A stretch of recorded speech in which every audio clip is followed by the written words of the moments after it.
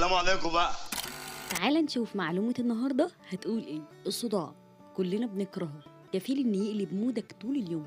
بس تعالى اقولك ازاي تعرف نوع الصداع اللي عندك وتعالجه بسرعة. الصداع لو بيجيلك في المنطقة دي من دماغك يبقى ده ضغط عالي، وهنا لازم تشوف ان انت ممكن لا قدر الله انت مريض ضغط، او ايه السبب اللي مخلي ضغطك عالي، وبتبدا تاخد الدواء المناسب ليك باستشارة الدكتور طبعا. ولو جالك في الجبهة هنا يبقى تعرف ان ده قلة نوم، واظن ان علاجه انك تستريح وما تعملش اي مجهود وتنام. انما لو جالك في نص دماغك زي كده اعرف انك بتزود من شرب المنبهات زي النسكافيه او القهوة او الشاي او اي مشروب فيه كافيين. خلي بالك ما تنساش انه ممكن يكون جاي من التهاب الجيوب الانفيه لو لقيته حوالين عينك بالمنظر ده. وهنا لازم بسرعه انك تبدا تاخد الدواء اللي انت ماشي عليه لو انت عارف انك مريض جيوب انفيه، وتبدا تتابع مع الدكتور، لان آلام الجيوب الانفيه بتبقى صعبه جدا ومحتاجه استرخاء وادويه مضاده للحساسيه، وكمان تتجنب الاتربه وتغيير الجو وتبقى لابس الكمامه وانت خارج.